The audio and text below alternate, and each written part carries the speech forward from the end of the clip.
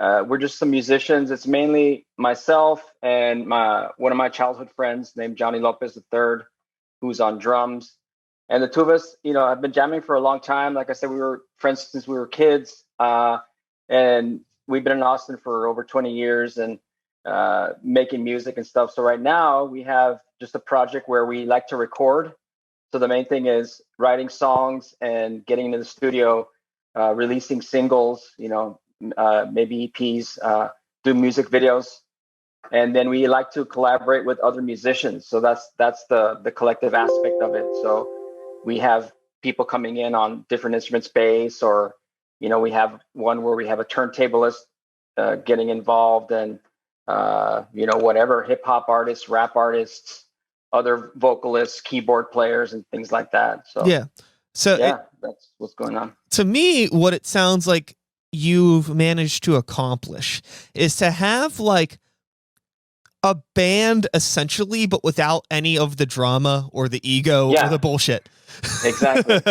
so people are free to do other projects, and we work around everybody's schedule. There's no hard pressure about, hey, we got to do this or we got to do that. And that's one of the reasons why, aside from the Corona thing, we weren't really doing a lot of live shows. I do like to do that. I like to perform and everything else, but right now the primary focus is just in the recording. And everyone, that I work with, that's one of the things that we look for in people is that, do you have a setup at home? Do you have a home studio?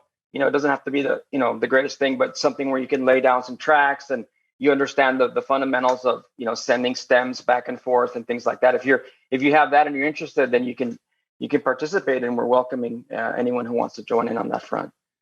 Yeah. That's super, super cool. So you are, all the way in Austin. I am all the way in Pittsburgh. We are on opposite ends of this country. How in the ding dong world did you find me? How are we connected on the internet? I'm very curious. Yeah, I think I stumbled across one of your podcasts, Brian, on Facebook. I believe is how it came to be. I just noticed on my feed somehow one of your videos popped up. So I clicked on the link and I just listened for a little while. I went to your website, checked out some of your music. I saw that you're in a couple of projects, electronic and other things like that. And so checked them out and I said, hey, this looks pretty cool. And I saw a couple of episodes.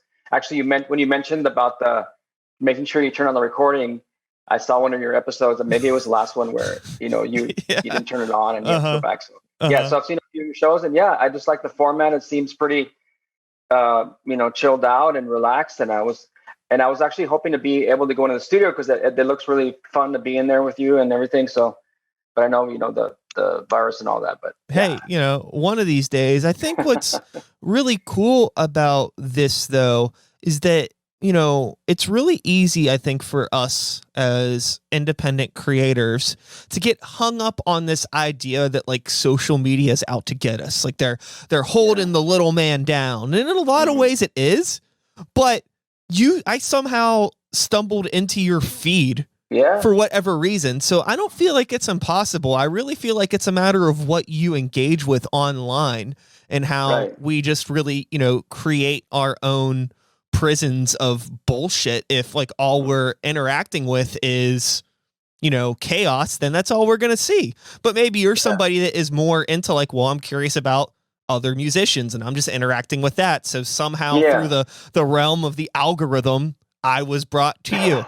And I'm noticing it happening more and more because like, I've had, people from Chicago reach out. I had someone from Norway on my show recently. Like, this is really cool because I don't really super duper go out of my way to reach out outside of Pittsburgh. But now that it's starting to come in, it's really cool just to see like the connectivity and the possibilities of that and the internet and like using this insanely powerful thing that we have for good and for creativity. Because I think it's possible. So I'm happy to be contributing to that. And it seems like, I was just going to say, it seems like, with, icons of industry and this collaborating thing, it seems like you're, dipping your toes in that water as well with like finding a really good, productive way to use this fucking tool that most of us just abuse for like the worst possible things ever.